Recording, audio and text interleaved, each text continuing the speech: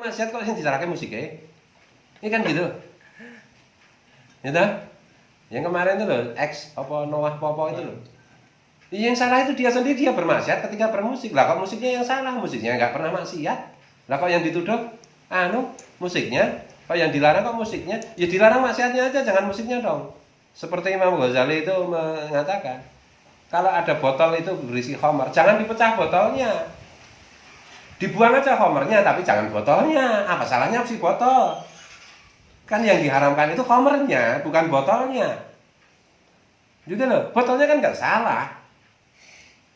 Sama aja dengan istilah, kalau rumah itu banyak tikunnya, ya tangkap aja tikunnya, jangan rumahnya dibakar. Apa salahnya si rumah? Itu namanya radikal. Kan gitu. Radikalisme itu dilarang dalam agama itu. Rasulullah wanti-wanti melarang. Bahkan cikal bakal tumbuhnya khawarij. Yang oleh Rasulullah itu digambarkan orang yang ahli ibadah, hafal Quran, tukang tahajud, tukang puasa, tukang baca Quran. Tapi oleh Allah mendekati surga aja nggak boleh mencium bau surga yang jutaan kilometer itu tercium aja dia nggak bisa. Itu karena radikal itu. Pada intinya itu begini, agama di tangan orang yang hatinya kotor itu membuat orang itu lebih jahat daripada iblis. Gitu loh. Agama itu kalau dipelajari oleh orang yang hatinya bersih, itu akan membuat orang itu lebih mulia dari malaikat. Nah makanya yang penting dari agama itu seperti diajarkan Rasulullah itu kan, dan di Quran itu kan jelas tuh.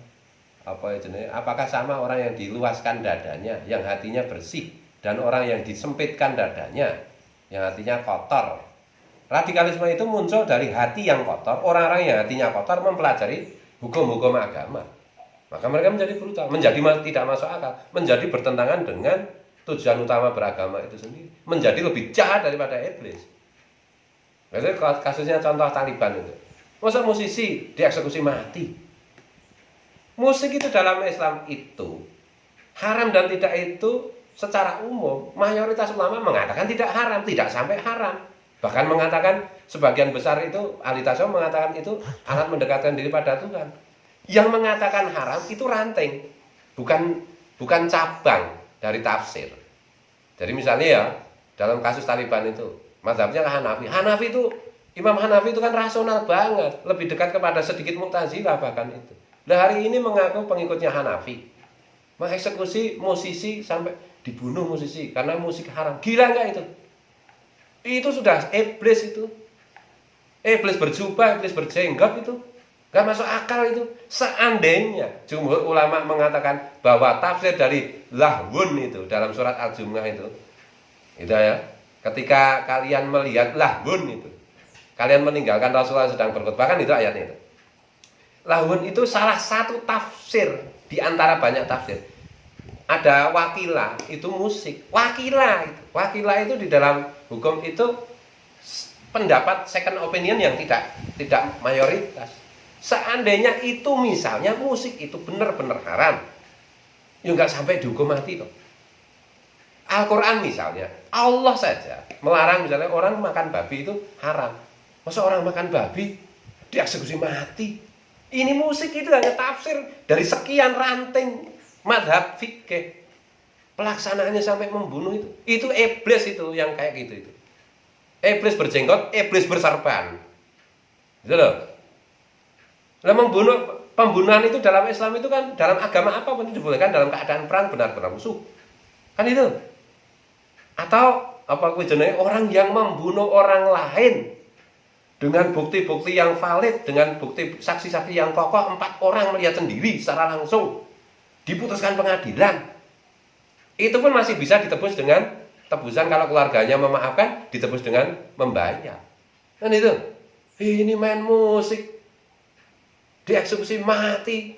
Yang mengeksekusi musisi kayak Taliban, entah siapa pun, belum tentu juga semua Taliban. Sebagian dari Taliban yang mengeksekusi mati musisi Afghanistan itu iblis. Iblis itu, bukan manusia itu. Itu loh. Jangan sampai di Indonesia itu terjadi seperti itu, radikalisme fikih seperti itu. Gila ini. Pemerintah wajib melarang ini. Orang yang bicara agama sedikit-sedikit Hukum-hukum furungiyah seperti itu. Nanti meningkat menjadi teror, bahkan menjadi horor. Itu Taliban di Afghanistan itu. Ngasih contoh bagaimana agama menjadi horor itu. Bukannya menjadi rahmat tapi menjadi horor. Agama itu menjaga kehidupan, mensyukuri kehidupan, merayakan kehidupan. Bukan memusnahkan kehidupan. Memusnahkan kehidupan itu kerjaannya iblis. Nah itu, setan kan minal jinnati wan nas. Terdiri yang tidak kelihatan jin dan manusia. Ini contoh konkret yang mengaksesi musisi Afghanistan itu iblis yang wujudnya manusia. Camkan itu.